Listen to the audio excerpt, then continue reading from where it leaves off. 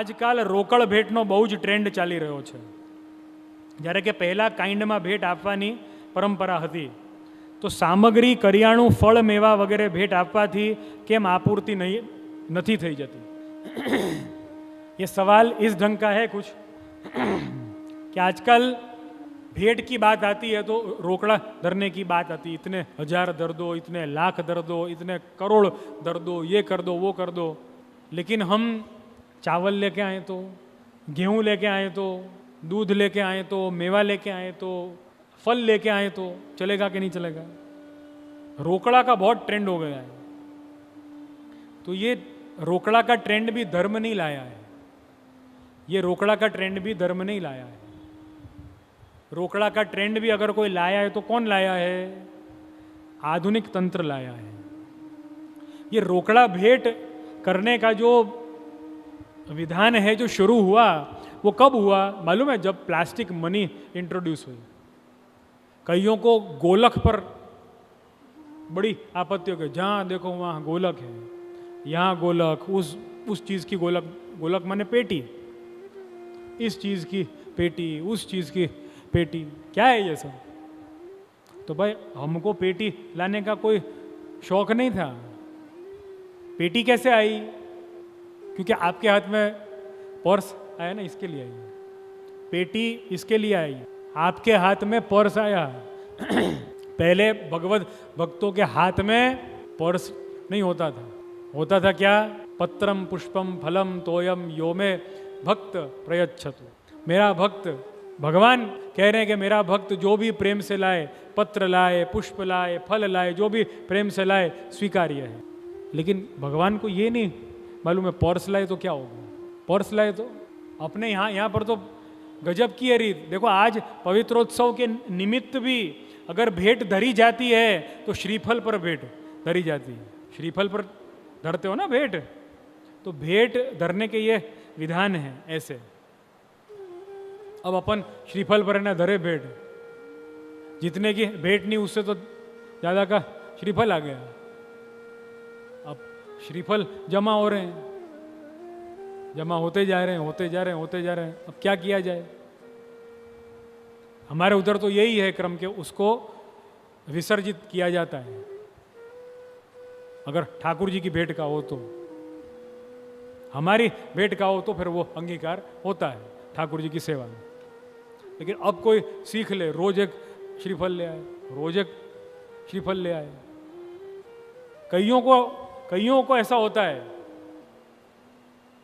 હંમેશા ને વર્ષભરના ઘઉં ભરી નાખશું, વર્ષભરનો ગોળ આપી દેશું, વર્ષભરનું દૂધ અમે આપી દેશું, વર્ષભરના પાન અમે આપી દેશું, વર્ષભરનો સૂકો મેવો. आम की सीजन आती है तो केरीनी पेटी. हमारे यहाँ पर केरीनी पेटियों लाइन लगी जाए, एक ऊपर एक, एक ऊपर एक, एक ऊपर एक, एक ऊपर लाइन ऊपर लाइन लगी जाए. किसी को ये है ना, कहो कि भाई भेंट तो दर आज है ना, केरीनी पेटी, पत्रम पुष्पम फलम तोयम फलम. આવી ગયું, आ गया, हमने तो शास्त्र धर्म निभाया और तुम देखो पैसे मांगते हो तुम. अरे भाई तुम्हारी केरी की पेटी रखने के लिए भी जगह चाहिए. और बंबई शहर में स्क्वायर फीट का क्या भाव है? बंबई तो छोड़ो, कोई भी शहर में, कोई भी गांव में स्क्वायर फीट का क्या भाव है? उसके बाद में अच्छा वो रख दी जैसे तैसे. उसके बाद में उसकी सामग्री करने के लिए भी तंत्र होना चाहिए पूरा. उसको सिद्ध किया जाता है, फिर उसकी सामग्री होती है. अच्छा, मजे की बात यह कि केरी की पेटी धरने वाले को उसकी सामग्री धर के भोग और प्रसाद अगर दिया जाए, मैंने तो डायबिटीज है, तो भाई देना किसको? तो फिर उसको देने, उसको ग्रहण करने वाले, उसको लेने वाले भी ढूंढने हमको ही, वो भी कि लेगा कौन. अगर हमने किसी के सामने ये कह दिया उसको लेगा कौन? जे आप हो ना સર્વ સામર્થ્યવાન. લે કેરીની પેટી ખાવામાં સર્વ સામર્થ્યવાન થઈ ગયા. અને જ્યારે સાચી વાત सत्य बात कहने पर आए तब कहा कि नहीं नहीं नहीं, आ तो मोटिवेशनल स्पीकर सारा है ना करता है, तब सामर्थ्यवान नहीं रहे. सूखा मेवा धर दिया भेंट, लेकिन सूखा मेवा रहेगा कहाँ? रेफ्रिजरेटर में. रेफ्रिजरेटर के लिए लाइट का बिल आएगा, धर दिया. अरे उसके आगे क्या होगा? सूखे मेवे की सामग्री ठाकुर जी ने आरोग ली. अब मने तो डायबिटीज, कौन ले से? आप जाना कहाँ इसमें, करना क्या इसमें? ले से कौन? तो क्या? अच्छा, वो लेने के बाद जिम में जाए तो कोई ओ जिम में जाए, आवा गुरु तो हो ज नहीं जिम में, तो नहीं जाते हैं जिम में ना. सामर्थ्यवान कौन?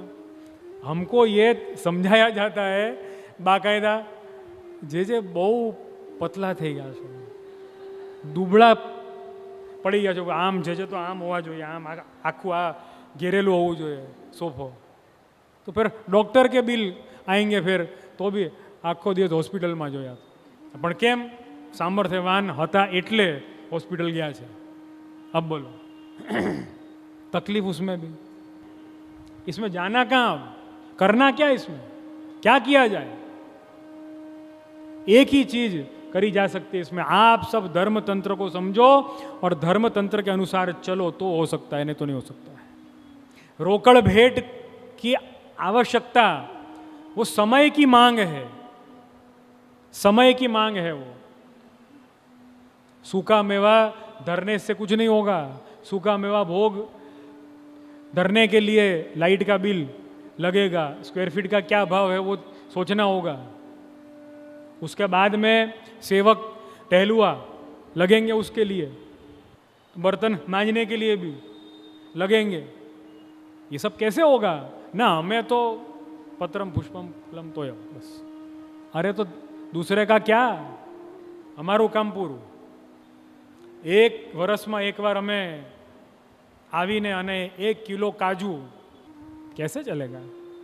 तो ये समय की मांग है, और ये मांग करने वाले हम नहीं हैं, हम नहीं हैं. रखना इस बात को ध्यान. मेरे पास में पूरे 62 पेज का स्ववृत्तिवाद ग्रंथ है, जिसमें वल्लभ कुल आचार्यों की वृत्ति क्या होनी चाहिए वो लिखा हुआ है, चरण भेंट.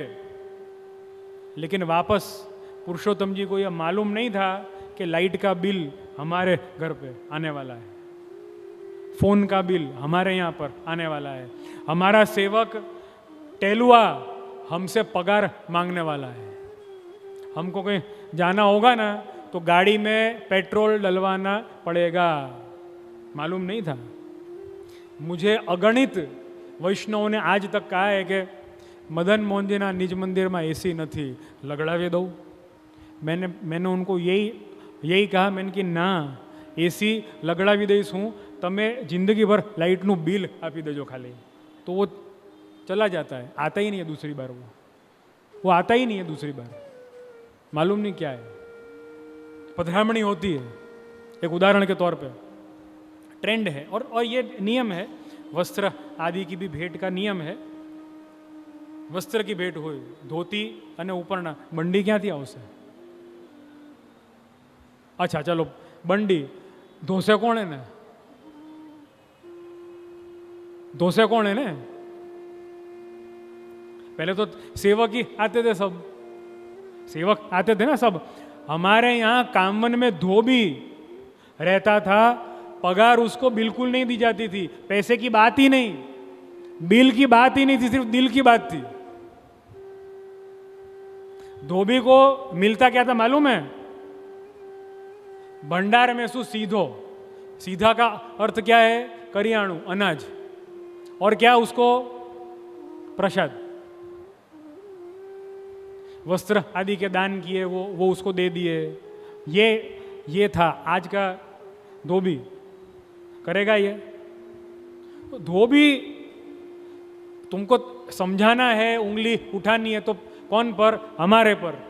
धोबी पर है ना, नहीं उठाओगे उंगली? अरे उसको समझाओ ना, धोबी को, अरे बिल इनको नहीं देना, हमको देना बिल, बोलो ना कोई भी। अरे नहीं नहीं, हमारा बिल भी उधर ही ना भिजवा देना, बहुत आ रहा है उधर। ये हालत हो रही है। રોકડ ભેટની જરૂરત એ દિવસે અમને બિલકુલ નહીં પડે કે જે દિવસે તમે બધા શ્રોતાઓ, વૈષ્ણવો, સેવકો અમારા આ નિશ્ચય કરી નાખશો કે બધું ધોબીનું બિલ, આનું બિલ, તેનું બિલ, બધા બિલ અમે સાચવી લેશું. સાચવશું? કોઈ નહીં સાચવે. પોતાના ઘરના બિલ સચવાતા નથી, તો ગુરુને ત્યાંનું બિલ સાચવશે કોણ? कोई नहीं साचवे. और हमारी कोई अपेक्षा ऐसी है भी नहीं कि कोई हमारे बिल संभालो आप लोग, नहीं. लेकिन आप उंगली उठाने के पहले विचार करो कि ये जरूरत आपकी थी, हमारी थी, या इस तंत्र की थी? इस तंत्र की है, और ये तंत्र के कारण हम सब विवश हो गए हैं. धर्म को पूरा टेक ओवर किया है अर्थ तंत्र ने, अर्थ ने, पैसे ने पूरा टेक ओवर किया है, और सब हम विक्टिम हैं उसका. कुछ नहीं हो सकता इसका, कुछ भी नहीं हो सकता. तो पहले आपके जीवन में ये सब आएगा, उसके बाद में हमारे जीवन में ये सब आ सकता है, नहीं तो नहीं आ सकता.